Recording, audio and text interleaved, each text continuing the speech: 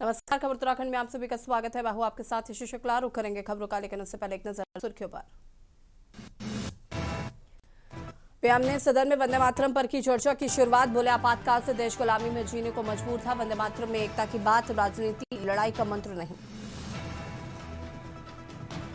मुख्यमंत्री पुष्कर सिंह धामी ने होमगार्ड जवानों को सौगात दी, भोजन भत्ता बढ़ा। महिला होमगार्ड को मातृत्व अवकाश की घोषणा। गोवा नाइट क्लब हादसे में उत्तराखंड के 5 युवकों की मौत, सभी क्लब में थे कर्मचारी। सीएम ऋषिकेश में जनसेवा केंद्र सील, आधार कार्ड सहित कई संवेदनशील दस्तावेज हुए बरामद। उत्तराखंड में 2 बड़ी परियोजनाओं को केंद्र सरकार से मिली मंजूरी, हल्द्वानी से हरिद्वार तक बनेगी एलिवेटेड रूट।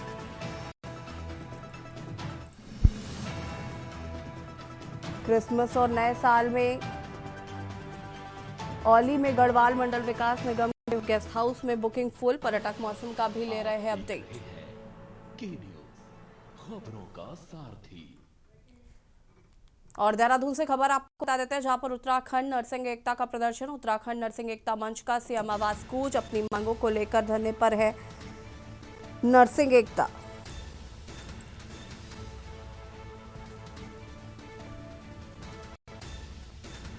नर्सिंग भर्ती को वर्षवार करने की है मांग, परीक्षा से भर्ती प्रक्रिया को किया जाए निरस्त। 2500 से ज्यादा पदों पर वर्षवार भर्ती की मांग। बाहर के राज्यों से भर्ती होने वाले छात्रों पर रोक, ओवर एज छात्रों को विशेष छूट देने की मांग की जा रही है।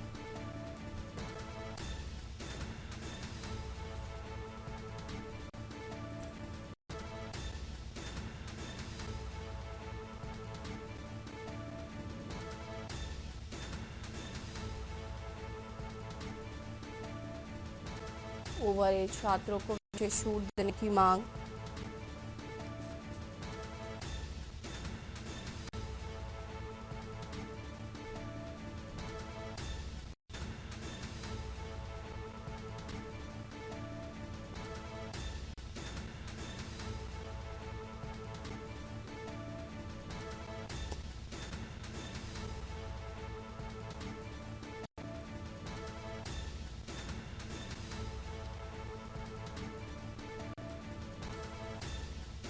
परीक्षा से भर्ती प्रक्रिया पर असर, परीक्षा में भर्ती प्रक्रिया को किया जाए निरस्त।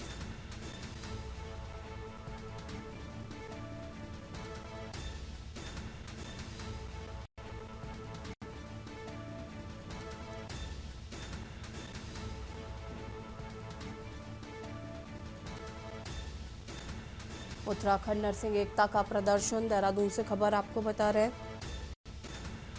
और इसी खबर पर ज्यादा जानकारी के लिए उत्तराखंड ब्यूरो चीफ राजेश वर्मा जी हमारे साथ जुड़ चुके हैं। राजेश जी, क्या कुछ जानकारी है? नर्सिंग एकता का प्रदर्शन जारी। बिल्कुल यशु, देखिए लगातार प्रदेश में कहीं धरना प्रदर्शन और अपनी मांगों को लेकर के तमाम जो दल है वो अपनी मांगों को लेकर के जो है सरकार से गुहार लगा रहे हैं। और यही एक प्रकरण जो है उत्तराखंड के जो नर्सिंग एकता मंच है उनकी तरफ से चलाया जा रहा है, क्योंकि देखिए आगामी चुनाव से पहले सभी जो दल हैं अपनी मांगों को पूरा कराने की कोशिश जो है वो सरकार से कर रहे हैं, क्योंकि लंबे समय से इनकी यही मांग थी कि जो स्टाफ भर्ती है, नर्सिंग स्टाफ भर्ती है, उसमें पारदर्शिता लाई जाए और भर्ती को लेकर के वर्षवार की इनकी मांग है। और इसके साथ साथ देखिए परीक्षा में जो भर्ती परीक्षा है, प्रक्रिया है, उसको निरस्त किया जाए। जो इसके साथ साथ देखिए अगर बात करते हैं तो 2500 से ज्यादा जो पद है वर्षवार के माध्यम से उन पर जो है भर्ती की जाए, इनकी डिमांड है। और इसके साथ साथ आज भी अगर हमने देखा है कि तो बड़ी संख्या में जो बाहरी क्षेत्रों में जो लोग थे, यानी कि जो अलग अलग जिलों से भी जो नर्सिंग थी वो आज यहाँ पर मौजूद है। और मुख्यमंत्री आवास का इन्होंने जोरदार प्रदर्शन करते हुए जो है घेराव किया है। और सरकार से जो है कई डिमांड्स है उनकी, कई जो लंबे समय से निलंबित है उनको जो है सक्रिय तौर पर जो की जाए उसकी जो है गुहार लगाते हुए यहाँ पर तमाम जो नर्सिंग स्टाफ से संबंधित लोग हैं वो उन लोगों ने जो है मुख्यमंत्री आवास का जो है आज घेराव किया है। और इसमें कई ऐसी भिन्न भिन्न मांगे हैं कि जिनको लेकर ये लंबे समय से जो है सरकार से गुहार लगा रहे हैं, लेकिन अभी तक इनकी जो मांग है वो पूरी नहीं हो पाई। और यही वजह है कि आज इनको का जो है जराव करना जो है वो पड़ा। और अभी तक फिलहाल कोई सरकार की तरफ से इनके जो आदेश होने हैं या फिर इनकी जो मांगे हैं इस पर जो है अभी क्लियर नहीं हो पाया है। और तो ये धरना जो है अभी फिलहाल रुकने वाला नहीं है। इनका जो प्रोटेस्ट है ये लगातार अभी तक चल रहा है और आगे भी अगर सरकार ने इनकी मांगे नहीं मानी तो मुझे लगता है कि लंबा जो है प्रकरण अभी हो सकता है। शुक्रिया आपका जानकारी साझा करने के लिए राजेश जी। और बता दें उत्तराखंड नर्सिंग एकता मंच का सीएम आवास कूच लगातार किया जा रहा है प्रदर्शन। अपनी मांगों को लेकर धरने पर है नर्सिंग स्टाफ।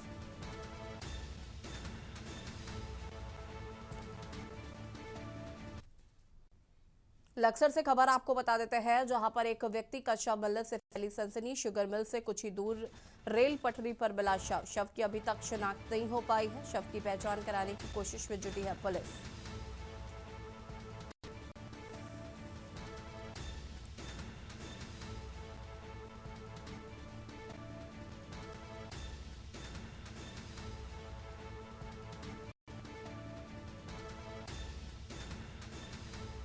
शव की पहचान कराने में जुटी है पुलिस। एक व्यक्ति की मिली लाश।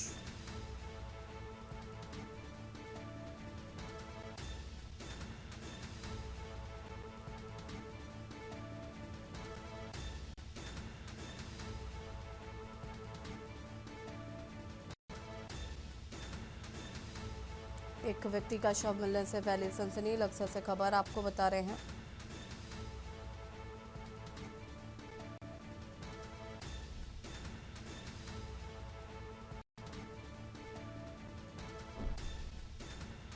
शव की अभी तक नहीं हो सकी है पहचान। और इसी खबर पर ज्यादा जानकारी के लिए संवाददाता रामगोपाल हमारे साथ जुड़ चुके हैं। रामगोपाल जी, क्या कुछ जानकारी है इस खबर को लेकर? बिल्कुल, लक्सर के शुगर मिल पास रेलवे ट्रैक से कुछ ही दूरी पर एक अज्ञात शव मिला है, जिसको लेकर के जो जीआरपी पुलिस है उन्होंने सिविल पुलिस को सूचना दी और सिविल पुलिस ने शव को पीएम के लिए नहीं, पंचनामा भर पीएम के लिए भेज दिया। हालांकि अभी तक शव की शिनाख्त नहीं हो पाई है। शव को मोर्चरी में रख करके जो शव है उसकी शिनाख्त कराने की जो पुलिस है वो प्रयास कर रही है। जी, शुक्रिया आपका जानकारी साझा करने के लिए। और बता दें, लक्सर में एक व्यक्ति का शव मिलने से फैली सनसनी। शव की अभी तक नहीं हो सकी है पहचान।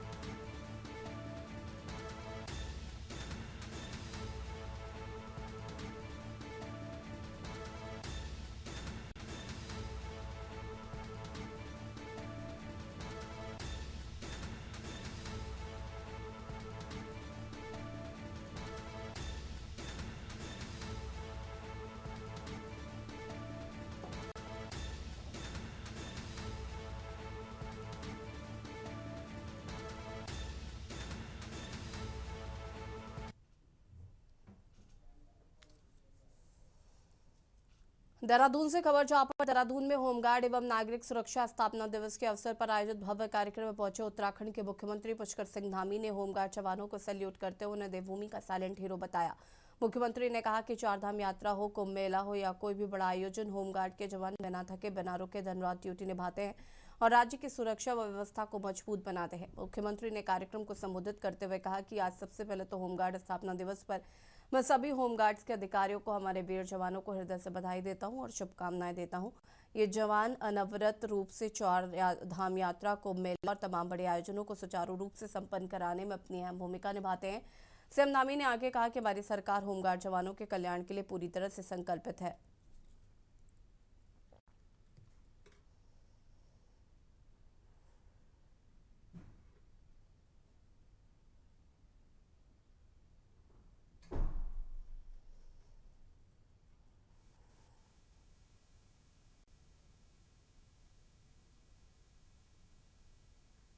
के समझ प्रस्तुत किया जाता है। किया जाएगा।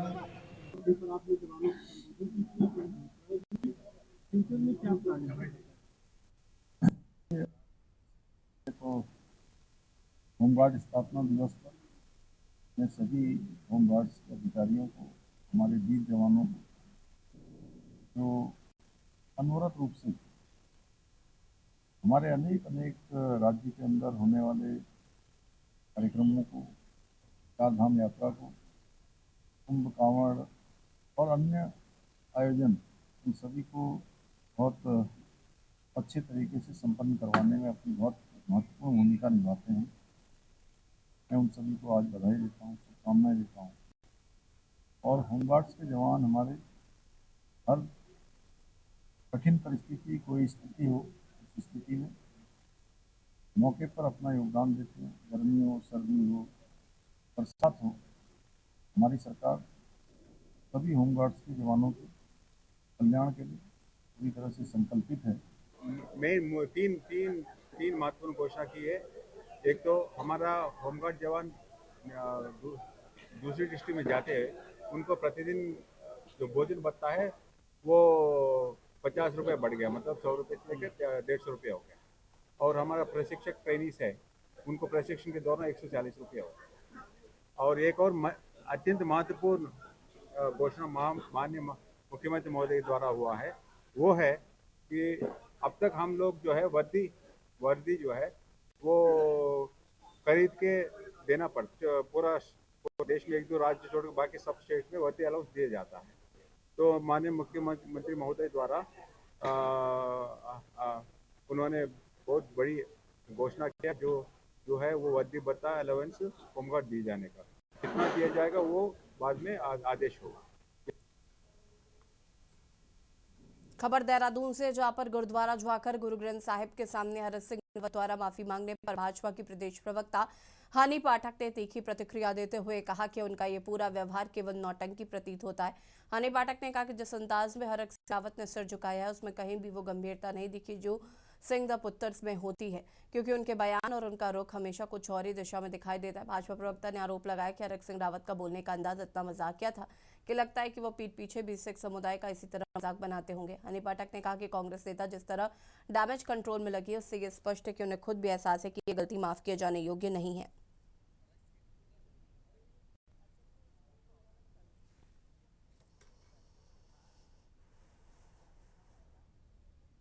के रूप में हम इसे देखते हैं, क्योंकि जिस अंदाज में हरक रावत ने सिंह उसमें नहीं लगाऊंगी, क्योंकि सिंह द पुत्र कुछ और ही होता है, उनके बयान ही कुछ और होते हैं और शेरों वाली बातें करता है। लेकिन जो पार्टी 1984 में भी सिख दंगे का कलंक लेकर अपने साथ चल रही है, उस पार्टी की मनोदशा क्या होगी, सिख और सरदारों के बात प्रति उनकी भावना क्या होगी, वो उस दिन अधिवक्ताओं के प्रदर्शन में उनकी साफ तौर पर नजर आ रही है।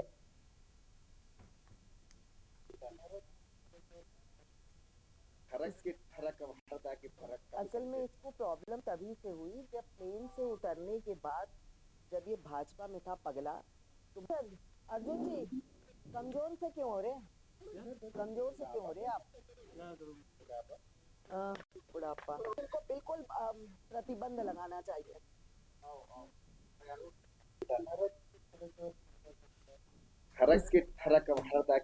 असल में इसको प्रॉब्लम तभी से हुई जब प्लेन से उतरने के बाद, जब ये भाजपा में था पगला, तो असल में इसको प्रॉब्लम तभी से हुई जब प्लेन से उतरने के बाद, जब ये भाजपा में था पगला, तो अर्जुन जी कमजोर से क्यों हो रहे हैं, कमजोर से क्यों हो रहे हैं आप? बुढ़ापा, उनको बिल्कुल प्रतिबंध लगाना चाहिए।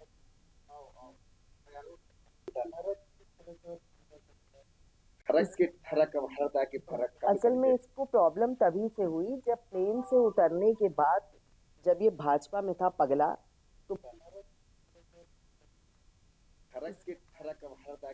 असल में इसको प्रॉब्लम तभी से हुई जब प्लेन से उतरने के बाद, जब ये भाजपा में था पगला, तो अर्जुन जी कमजोर से क्यों हो रहे हैं, कमजोर से क्यों हो रहे हैं आप?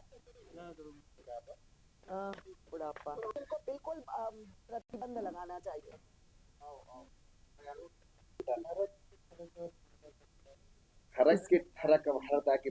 असल में इसको प्रॉब्लम तभी से हुई जब प्लेन से उतरने के बाद, जब ये भाजपा में था पगला तो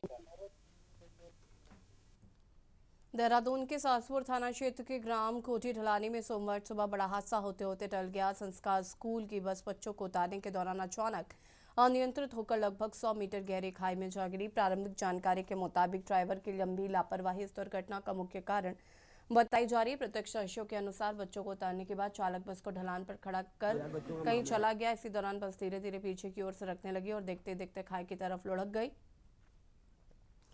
बस को खाई की ओर जाते देख छात्रों ने साहस और सूझबूझ दिखाते हुए चलती बस से छलांग लगा दी, जिससे सभी छात्र गंभीर चोटों से बच गए।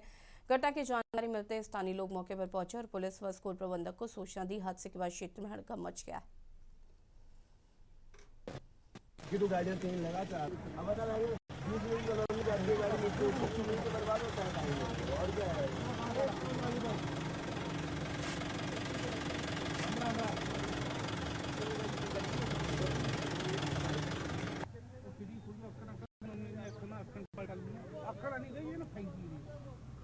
आज समझ रात में आएगा परेश भाई को मनाया था, वो खेत में खड़े होके कटवाया स्कूल की वजह से। वो परेश भाई पार्टी में यार बच्चों का मामला हो रहा।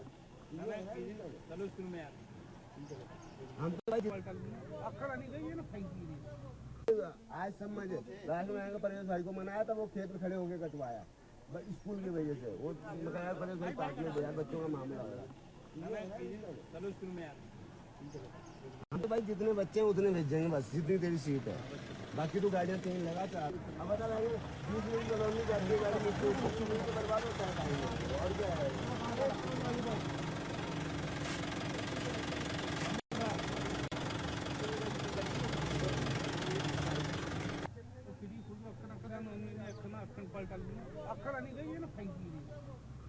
आज समझ रात में आएगा परेश भाई को मनाया था, वो खेत में खड़े होके कटवाया स्कूल की वजह से। वो परेश भाई पार्टी में यार बच्चों का मामला हो रहा।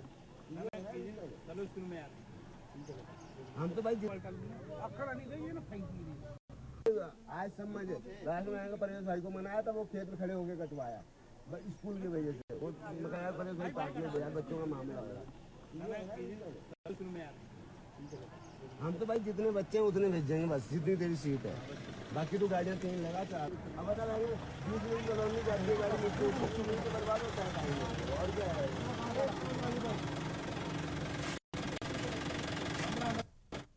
खबर ऋषिकेश से है, जहां पर स्वच्छ भारत मिशन अभियान के तहत गंगा व उसकी सहायक नदियों को स्वच्छ और निर्मल रखने के लिए नगर निगम ऋषिकेश ने स्वच्छता अभियान चलाया, जिसमें चंद्रभागा नदी सहित त्रिवेणी गंगा घाट पर वृहद स्तर पर सफाई की। नगर आयुक्त गोपाल राम बिदवाल ने बताया कि सप्ताह में एक बार सफाई अभियान चलाया जाएगा, जिससे ऋषिकेश स्वच्छता सर्वेक्षण में उच्च स्थान पहुंचे।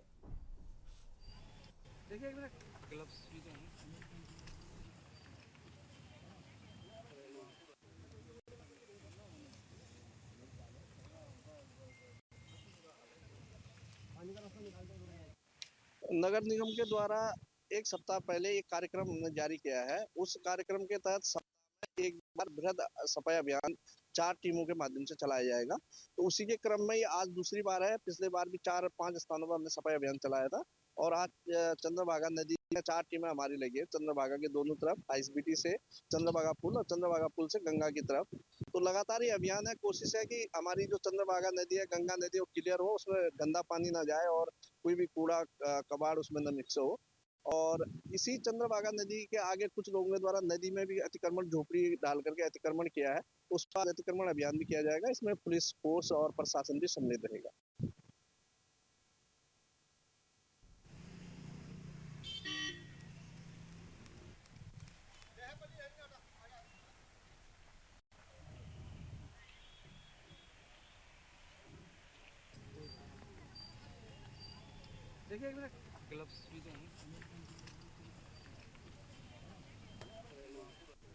और वंदे मातरम के 150 साल पूरे होने पर आपको बता दें कि सदन में इस पर बड़ी बहस हुई। इससे पहले प्रधानमंत्री नरेंद्र मोदी ने सदन पर वंदे मातरम को लेकर चर्चा की थी और अब अखिलेश यादव ने उस पर पलटवार किया है। खबर उत्तराखंड में फिलहाल इतना ही। देखते रहिए न्यूज़ इंडिया। नमस्कार।